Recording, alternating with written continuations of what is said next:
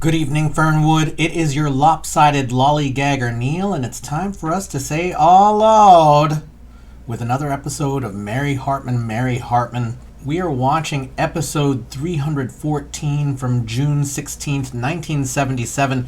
Yesterday had some surprises and setups for many of our characters, so let us begin our recap. Loretta Haggers was having trouble writing a song remembering her boy Johnny Doe. Her husband Charlie came in with a dinner of instant grits as they get a visit from a familiar face. And that is Barth Gimble, the twin brother of the late Garth Gimble, who barges in and helps himself to some of that dinner. Barth is a down-on-his-luck showman who has the idea of creating a show featuring Loretta Haggers.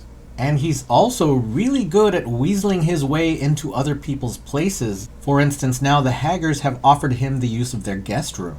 Charlie and Loretta seem hesitant to tell Barth that his brother has died, as Barth pops his head out to apologize for breaking a lamp. Over at the Capri Lounge, Max Slattery hears a crying woman who he introduces himself to. Her name is Svetlana Dobrovolich, and she tells her whole story to Mac. He appears to feel some attraction for Svetlana and tries to comfort her, and she inadvertently hurts his wrist, but it seems like these two have at least a little chemistry. Then over at the Hartman kitchen, Mary receives a present from far-off Dennis Foley and instantly tosses it in the trash. Mary receives a visit from Barth Gimble and is shocked at first, but he explains that he's Garth's twin brother. He's also privy, due to having heard from Loretta, that Mary and Tom Hartman are on the verge of divorce. And when Tom enters, he brings that up immediately. Tom seems to think that's silly, and then he finds the gift from Dennis in the trash. Mary and Tom break the news to Barth that Garth Gimble died violently last January, and he gets emotional and leaves for a moment as Tom and Mary embrace. Then Barth steps in to comment on how bad the Hartman marriage is. And then next door at the Haggers, Bugmaster Slattery is in training with Martha, and that's interrupted when Mary Hartman comes over because she needs advice from Martha and Grandpa Larkin. Mary really wants someone to tell her what to do when it comes to running away with Dennis, and Martha thinks that giving Mary that advice would be a very bad idea. Grandpa Larkin, though, asks Mary if Dennis makes her happy, and then he tells Mary that she should do the silly thing to chase her love, and that leaves Mary and Grandpa possibly not quite sure what they both just heard. Everyone, they are definitely sticking it to us, so let's keep going on this week.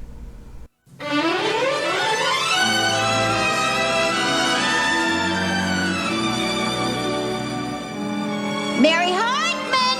Mary Hartman! Hello? Hello? Hello? Hello? Yep, the big fight is tomorrow night. 8 o'clock sharp at the sound of the dong. The odds? Just a minute. They're 54-1 in favor of Bugs Massacre Slattery. 54-1, favor of Bugs. And 32-1 in the first round. How many? First 32-1 on the first round. In the first round. 32-1 in the first round. Thank you. That's my boy. You take the phones, Martha. I'm too upset. Hearing about Max Slattery going out with that floozy tonight at the Capri Lounge. But what's wrong with Matt going out on a date? What's wrong? Does Charlie Bronson go on a date before he starts a movie? Eeny, meeny, miny, I'll try this one. This is where the action is. What, sir? Oh, no, I'm sorry. It seems to me that a person's weight is a very private matter. You know something? The next wrestler I manage, he's going to have a sense of values. Whoa, well, sticks and stones may break my bones, but, well, the same to you, too, only more of it. You know, when you are running a bookie joint, you come in contact with such sleazy, unsavory people. Well, let's face it, Martha. When you're going for your fortune, that's the price you have to pay. Well, George, I'm not against fabulous wealth, but just look what it is doing to us. Why couldn't we have medium wealth, so we could have just a few luxuries like sewing machines and food? Oh, what's wrong with everybody? All I'm trying to do is pursue the American dream, instant wealth. You see, that's Ma Bell. She knows all about private enterprise. Hello? Wrong one. Hello? Yes? Yes?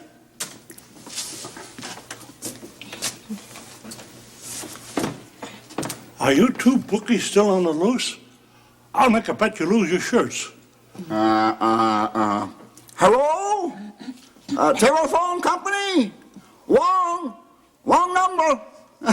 No telephones. Merry Christmas. Thanks, Grandpa. And as far as you're concerned, I hope your rubber sheets shrink. Hey, see you guys later. If you're ever in Las Vegas, give me a ring. Las Vegas? No. Heather, you'll never get back in time for school. School's for the birds, and so is a family life. I'm headed for the big city and the bright lights. Yes, but what about your parents? Oh, they can join me later, after they're divorced. The time being, I'm gonna go to Las Vegas, find myself a place, and become a stripper. Oh, George, do you see the influence that you have made on this little child with your gambling? My influence? How about you running off with Mac and Grandpa going out with that gray-haired panther? It's your depraved ideas that's warped the poor girl's mind. You can't blame me, George. Nobody's learned a lesson from me in a quarter of a century. What are you doing here, by the way? You're not back to stay, are you? Not that I know of. I just came over to borrow some bran flakes. Figures. And as far as you're concerned, little girl, how dare you leave your mother?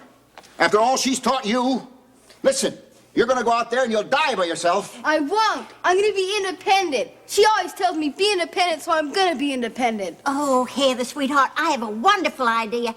Why don't you move in here with us? Because there is never a dull moment with your granddaddy's get-rich schemes, and all the disasters we have and everything. Martha, listen, I know I'd be a very good influence on any child, but right now is the cocktail hour of my life. Oh, George, you don't have any money for liquor. Why don't you do it, honey? It would be so much fun. And if there's anybody who could get you back on the right track, it's George. Now, just hold the phone there, Martha. I want to tell you something. I don't think I can be independent here, There's Ma Bell. She just cut off our phone service. It's a good thing I'm senile. I'll forget all about this by morning. I'm so glad you dropped by unexpectedly. Unexpected visitors is such a surprise. I mean, especially, in this telephonic age. Would you like to come to my high school class reunion? I don't think we matriculated together. Oh, well, that's for sure. See, this reunion is especially important to me because I feel that Tom and I, being with all our old gang again, will remind us of how happy we both were before we were married and got on each other's nerves. And that's why I'm here, Mary. To help with your marriage, or the lack of it. The lack of it? Well, I'm not saying that. You know me, Mary. I'm a lawyer. My business is the law, not people. No, actually, it was Wanda who said your marriage was kaput. Kaput? I mean, she did actually use that word kaput? Kaput. I thought Wanda was my friend. She is. Who but a friend would send a lawyer over to arrange a divorce? What divorce? Well, a divorce you're probably going to decide on getting as soon as I've explained all the benefits of it. I don't want any of the benefits of a divorce. I mean, That's one of the reasons I'm having this reunion tomorrow night. I'm hoping that this reunion will remind us again of how happy we were. It'll make our marriages stronger. Don't you understand that? Don't tell me, tell Wanda. And all those other people who know you want to run away with Sergeant Foley. But they couldn't know that. I mean, I didn't even know that myself. Mrs. Hartman, let's make this decision rationally. Boy, to hear some of those couples going at it, the house, the car. Did you ever try to split a fox terrier 50-50? What a mess. The time for people to get a divorce is when they first fall in love. Except, of course, then there wouldn't be any grounds. Grounds are the biggest catch. You got to have grounds. Grounds? What do you mean, adultery and stuff like that? Yeah, you got that? Any Adultery? Well, yeah, a little. Good, good. Anything else? Any failure to provide? Does he beat you? Does he sleep with you? Oh, I don't want to talk about this anymore. I really don't. Oh, well, I'm just doing my job. Oh. I'm awfully sorry. Go ahead. Wanda said something about Tom's bout with alcohol, his fits of rage. Oh, no, but those things happen in every marriage. I mean, even if I were to marry Dennis, those things would be happening, don't you think? It's divorce that's my specialty, not marriage. Although Dennis never yells at me the way Tom does. Oh, yeah, that's what Wanda says. In fact, Dennis never even raises his voice at all. Dennis always smiles. Much more than Tom ever did, except when he was drinking. Then as far as grounds go, your best bet would be to stick with the drunkenness and the adultery. Do you really think so? And you know, Wanda has offered to be a witness for you. Has she? Well, then she really is a good friend after all, isn't she? Didn't I tell you? Hey, I'm due in court. If I don't beat this rap, I'm going to lose my driver's license. And by the way, if I do represent you in this, you might even get custody of your child. If someone else represents me, that you think Tom might get Heather? Well, it's possible. You want to give me the go-ahead now? No, I don't want a divorce. I'll tell Wanda. Okay, could you also tell her thank you, okay? Thank you for thinking of me. And tell her I'm going to vote for her.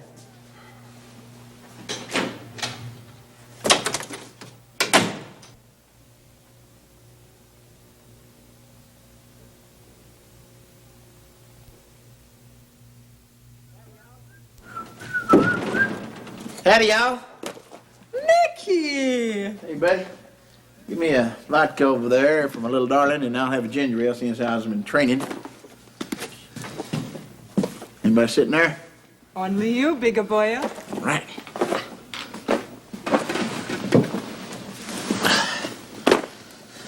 Here, I brought you something there to chew on. For me, really? All this? Is too much for only me. Ain't nothing too much for you, sugar. We share, is how should be. Oh, no, listen, my friend George have a corner if he caught me eating candy the night before his big day. Besides that, I don't know if you noticed, but, well, candy tends to go right to my waistline. Mine also. Yeah, but you ain't got to stay in fighting trim. But Nicky, Svetlana wants she should stay gorgeous for you. Hey, just put that there on my tab, all right? Sure. Put it on my tab. Oh, Nicky, if only you could know how romantic are those words to me. I doing town with big-time spender. Poor Boris. Boris? Oh, no, darling, do not be jealous. Boris is my cousin, the cosmonaut. To Venus they are sending him. To America he cannot go. Well, maybe write somebody a letter then. What use? There is still the Baltic fever of my father and the frozen careers of Vanya and Anya, my cousins. For 5 years in the Bolshoi chorus line doing rap, when they could be the next Isadora, the next Najinsky, the next Rackets. I'll tell you what I'm gonna do. First big money I get my hands on, I'm just gonna go in there in a rush and just pull them out of there, just like pulling Eskimo pies out of a freezer. Oh, darling, forgive. Svetlana too shy to cry with gratitude in public. I am to the little girl's room going. Excuse.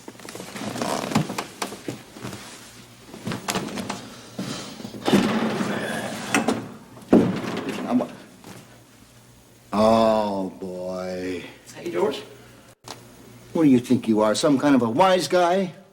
The night before the big fight, you're out here boozing? Oh, no, George, wait a minute here. This here is just ginger ale, and out there's my woman's glass. Chasing loose women. Listen, can't you hold it until tomorrow night? George, you don't understand. Now, just hold on there a minute. This is the kind of woman that you wait your entire life to be with, you know? And once you find her, you ain't gonna wait another second. Ta-da! Here I am, fully recovered. George, I want you to meet my little woman there. Put it there. Oh, no. Too hard I hold you? No, yes, but no. But what? What are you laughing about? I'm not laughing, I'm crying. Mac, I gotta tell you something. Ouch. Your opponent, Bugs Massacre Slattery, Svetlana Svelte. No. You're? No, it can't be. Listen, you gotta beat her tomorrow night, fair and square, or I'm ruined. You beat me and my father dies. If I win, I lose, and if I lose, I'm lost. That's the story of my whole dang life.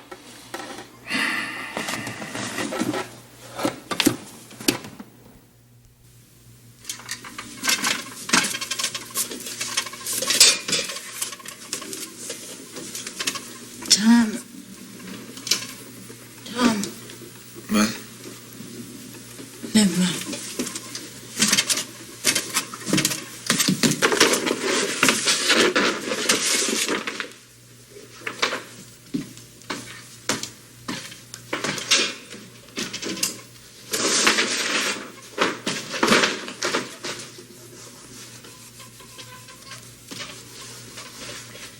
Tom, don't you have this tingly feeling of excitement about the reunion?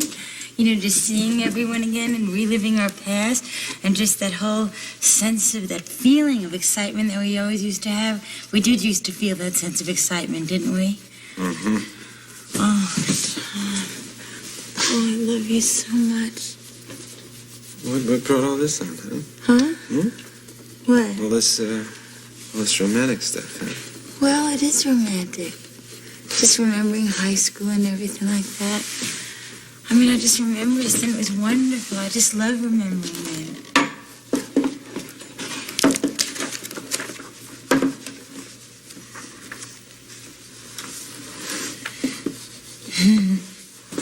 Look at it. What? Here you are in the crew cut. Most reliable flirt. Yeah, I was pretty reliable. It's funny. Yeah. Oh. Oh, look at Sharon McFarlane. You remember her? Oh, my God. Yeah, I used to date her. Before you met me? No, during... Are you ready?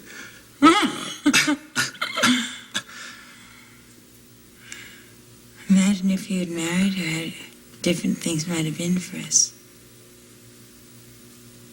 Yeah, maybe better. Especially for you.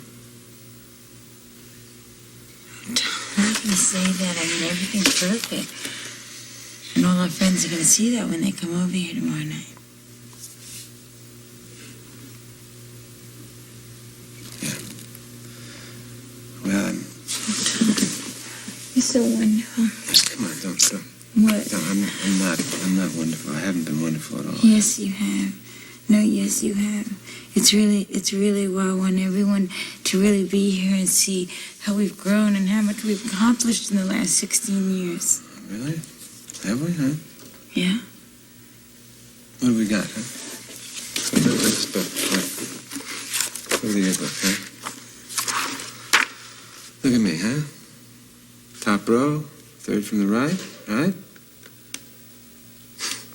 It's me 16 years ago, right? Look at me now, same guy, same face. Huh? What do? I have a tract house right here, huh? I drive a green Chevrolet, and I work at the auto plant. Hey, Mary, you know what this is? This face?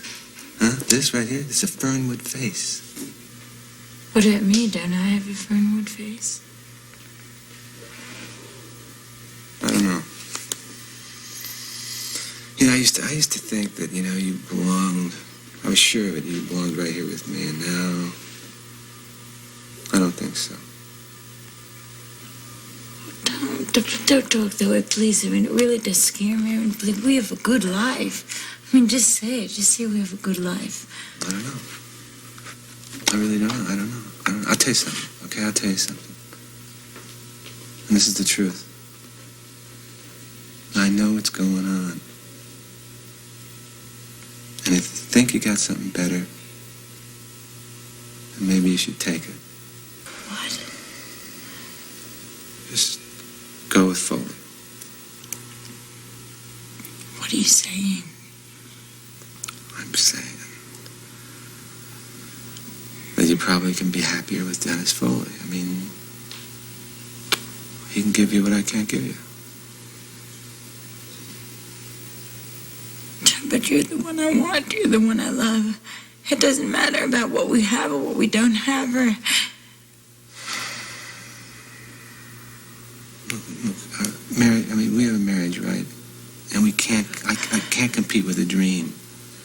And that's what Foley's offering you. He's offering you a dream. I know, but it's just a dream, Tom. It's just a dream. Is it a dream? Is it? Huh? Or is it a chance? Maybe it's a chance, Mary. Chance to be happier than you ever could be with me. Hey, look at my face. Look at that. Look. I mean, this is Fernwood. This is me. And this is where I belong. And you, I don't know about you. I mean, you just never really ever fit in here. I mean, you know, maybe you could be happier spending the rest of your life somewhere else. Hey, look. Come here. I love you. That's all I know. I really love you. And I want to hold you here. And if you love Dennis as much as I think you do, then I want you to go with him. Yeah. So just take it. Take the dream. Oh, Tom, I've just never seen this side of you before. Do me a favor, will you? If you're gonna do it, please, just do it. Do it fast, okay? 'Cause it just hurts, you know, really it hurts to wait, huh? You understand it, don't you, huh?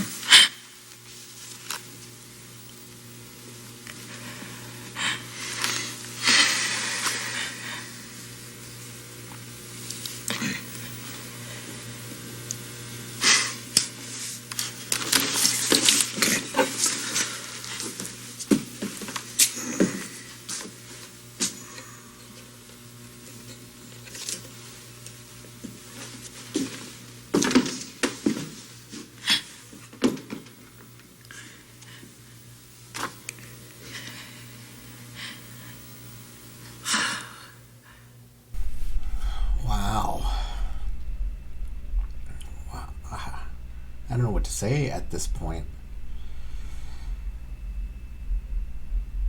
We start the episode with the bookie joint that has opened up in the Shumway dining room, and George has too many phones to handle. I noticed that Martha was doodling on the odds board, and that was kind of amusing. She's just drawing like flowers or something. You know, she hasn't got her plants, I guess, for now. George is stressed out because Mac is seeing a woman at the Capri Lounge, and, if we've been watching over the last couple of days, then we know that that is Svetlana that he is dating, and George doesn't at this point. Then Heather comes over and tells them that she is moving to Las Vegas to become a stripper. I think one of my first ever visits to Las Vegas was around this time, like I was 6 or 7. I would say that at this point, before video games and video arcades became the norm in the 1980s, there was nothing to do there for someone under 18. I just don't know. I mean, unless Heather gets some kind of crazy fake ID and, avoids the child sex traffickers. I'm not suggesting that there are child sex traffickers that I know of in Las Vegas, but she is planning to go into a sex trade. That turns into an invitation from Martha to stay with them. And that's some of the conversation that I think needs to be happening with Mary considering running away with Dennis.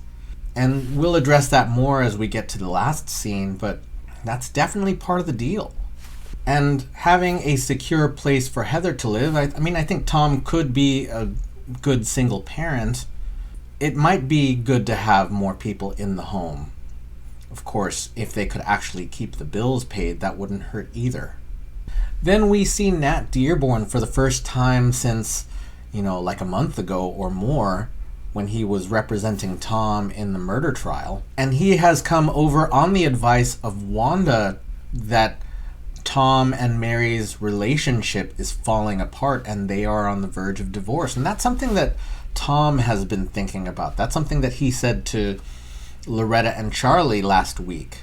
Mary doesn't see it that way. She, of course, is considering running away, but she's still very much holding on to Tom and that marriage that she has had for 16 years at this point. 15 or 16? I don't remember how many. But it makes me think, considering that their 16-year reunion is tomorrow, that Mary and Tom got married right out of high school. And I know details like that aren't necessarily things that we hold firm to in the Fernwood universe, but I would think that they married very young. Nat is there, strangely, because he's represented the clients in 2 murder trials. He's there as a divorce lawyer nowadays, and he is really excited to sell Mary on the idea of divorce. That's not on Mary's plate, though, at this point. So she sends Nat on his way with thanks for Wanda. Then we head over to the Capri Lounge. Mac arrives and sees Svetlana and has brought presents. He springs for a bottle of vodka and has a box of bonbons. And we hear more of Svetlana's story, her Uncle Boris, who is a cosmonaut being sent to Venus. And considering what I've heard of the Russian space program, the space race was a big deal in the 1960s. And, once America reached the moon, it sort of slowed down a bit. But what I hear is that the resources weren't quite there in Russia, at least as I understand it. I'm not a rocket scientist, but I've worked with some. I expect that the Russian space program isn't so great. Then she brings up some sisters or relatives that are in theater doing repertory theater, which is a smaller theater system with a theater that has a book of shows that they go through. The essence of Svetlana's story is that things are not good for her family back home. She walks away, and then George enters, of course aghast at seeing Mac with a bottle of vodka in front of him. Mac only is drinking the ginger ale, but then we see Svetlana meeting George again and not apparently recognizing him or connecting her incident with Shumway on Monday to Mac Slattery. George breaks the news to Mac and Svetlana that they are scheduled to wrestle each other tomorrow night. And the stakes get higher for them because if Mac loses, then George loses everything. And if Mac wins, then Svetlana's family is doomed to an even worse fate.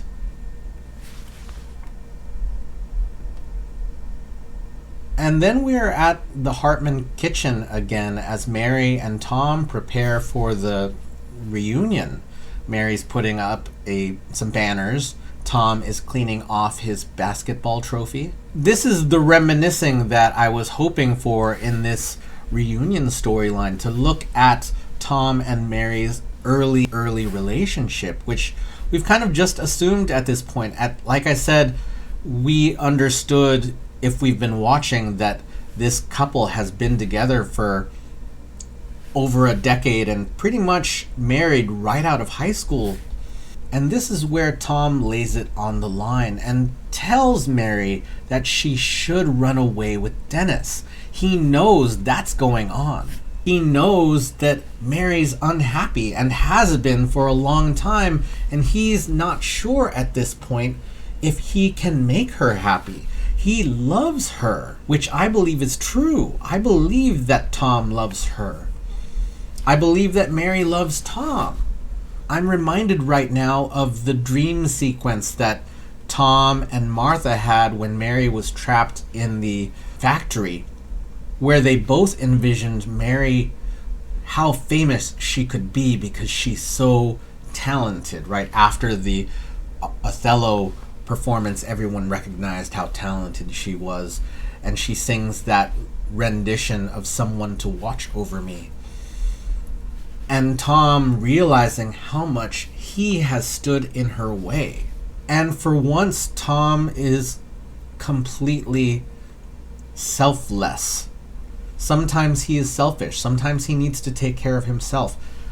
As I describe it, Tom is a broken husband. But now he is being strong and telling Mary that if she really feels, I mean, he's not saying if, he sees Mary being unhappy, and this would be her chance to finally be happy. And Mary's not there. She's not on that page. She's been toying with the idea of running and looking for people to tell her to go, and until yesterday no one would, except for Grandpa Larkin. And now the most important person to tell her the thing that she's wanted, to give her permission to do that thing that she's thinking about, the most important person, Tom, gives her the permission. And the only other thing that I would be concerned about in this household is Heather, with Mary leaving. And we know that Mary and Heather don't have a great relationship. We know that's part of why Heather wants to run away. Heather, it looks like, could end up living with the Shumways, who aren't necessarily in a great spot, but that is a place for her. I mean, again, Tom could be a great father. And most of the time, Heather and Tom get along just fine. If Mary leaves, she has nothing holding her back. So now, she really has a decision to make. And that's what I expect we'll be looking at.